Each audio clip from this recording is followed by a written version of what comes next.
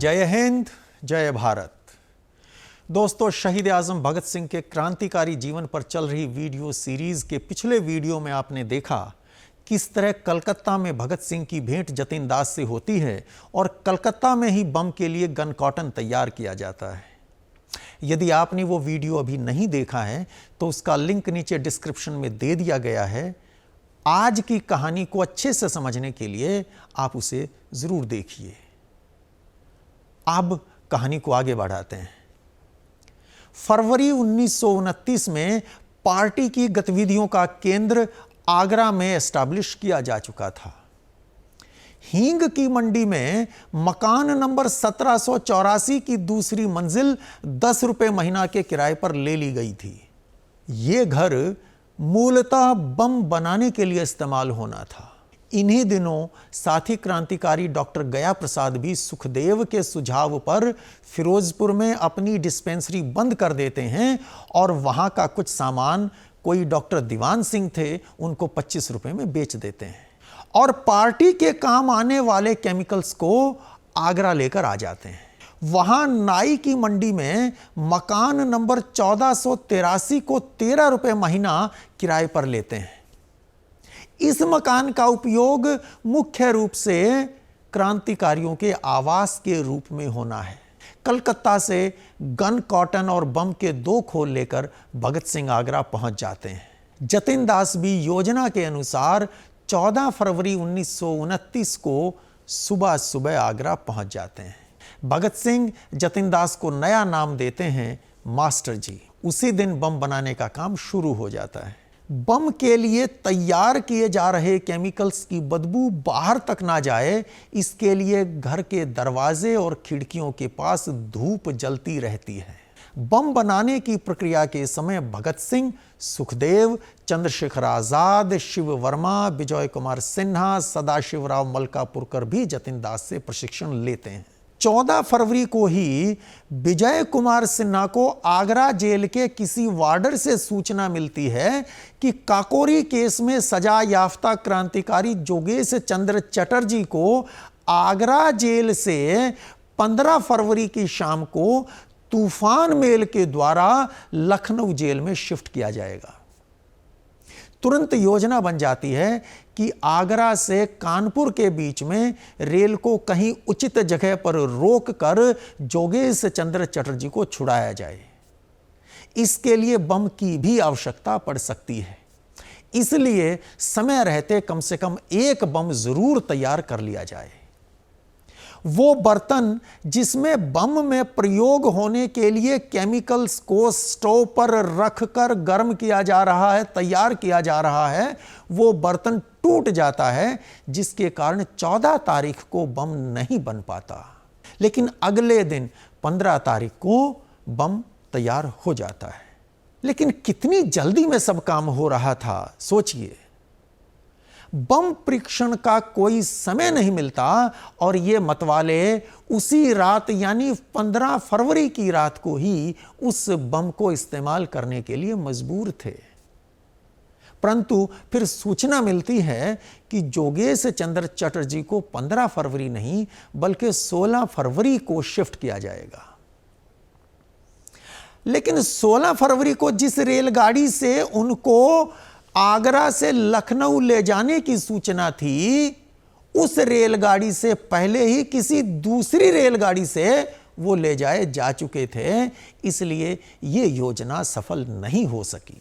17 फरवरी को सुखदेव भगत सिंह द्वारा कलकत्ता से लाए गए 2 खोलों में से एक खोल लाहौर ले जाते हैं और वहां गुलाम रसूल की वर्कशॉप पर उसी तरह के और खोल तैयार करवाते हैं।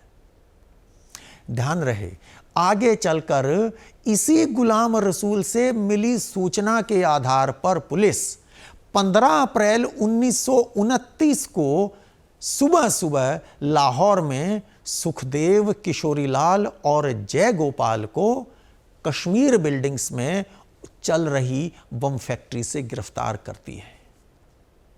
खैर, वो कहानी फिर कभी। अभी लौट आते हैं आज की कहानी पर। सुखदेव लाहौर में बमों के खोल तैयार करवाते हैं और भगत सिंह उनमें से 5 खोल आगरा ले जाते हैं।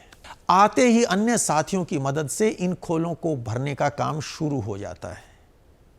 उसी रात में उनमें से एक बम लेकर भगत सिंह, चंद्रशेखर आजाद और फणींद्रनाथ घोष उस बम को टेस्ट करने के लिए झांसी के लिए निकल जाते हैं। अगली सुबह झांसी पहुंचकर पहले ये लोग राम दुलारे के घर जाते हैं, जिनको चंद्रशेखर आजाद जानते हैं।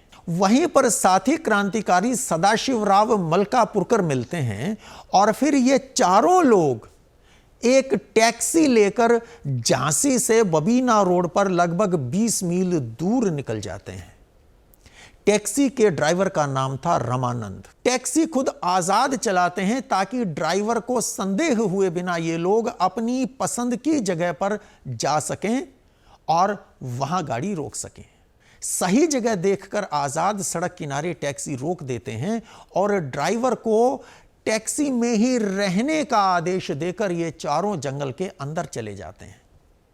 वहां एक निर्जन पहाड़ी पर भगत सिंह बाकी साथियों को पीछे हटाने के बाद बम फेंककर टेस्ट करते हैं। टेस्ट सफल रहता है।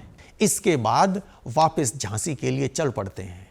रास्ते में एक बांध मिलता है, वहां पानी है। भगत सिंह वहां स्नान करते हैं, तैरते हैं और फिर रात हो गई तो राम दुलारे के घर झांसी में रात को रुकते हैं। अगले दिन भगत सिंह और फणींद्रनाथ घोष आगरा के लिए लौट चलते हैं। चंद्रशेखर आजाद ने उनको एक साइकिल भी दी थी, उस साइकिल को भी वो रेल द्वारा आगरा ले आते हैं। चंद्रशेखर आजाद खुद और सदाशिवराव मलकापुरकर ये दोनों झांसी में ही रुक जाते हैं। इस तरह भगत सिंह और इनके साथी बम बनाने में सफल होते हैं। इसके बाद पब्लिक सेफ्टी बिल और ट्रेड डिस्प्यूट बिल के विरोध में सेंट्रल असेंबली में बम फेंकने की योजना क्रियान्वित करने के लिए भगत सिंह और बटुकेश्वर दत्त 4 बम लेकर दिल्ली के लिए निकल जाते हैं। 8 अप्रैल 1929 की वो घटना भारत के क्रांतिकारी इतिहास की शायद सबसे महत्वपूर्ण घटना है। उसके बारे में विस्तार से बात करेंगे अगले वीडियो में। मार्च के अंत में आगरा के दोनों घर खाली कर दिए जाते हैं और यहां से सारा सामान सहारनपुर भेज दिया जाता है। डॉक्टर गया प्रसाद वहां एक मकान किराए पर लेते हैं और यह बम फैक्ट्री अब आगरा से सहारनपुर शिफ्ट कर दी जाती है। गया प्रसाद चूंकि डॉक्टर थे, इसलिए उनकी डिस्पेंसरी पुलिस की आंखों में धूल झोंककर आसानी से बम फैक्ट्री के रूप में प्रयोग होती रहती थी। आज की कहानी यहीं तक। उम्मीद है इस वीडियो में दी गई जानकारी आपको अच्छी लगी होगी। यदि हां तो इस वीडियो को अधिक से अधिक शेयर कीजिए और अगर अभी तक चैनल को सब्सक्राइब नहीं किया है तो प्लीज अब कर लीजिए और अपने कमेंट्स जरूर लिखिए, अपने प्रश्न लिखिए, अपने सुझाव लिखिए, क्योंकि आपके सुझाव, आपके प्रश्न हमको अच्छा काम करने की प्रेरणा देते हैं। जय हिंद, जय भारत।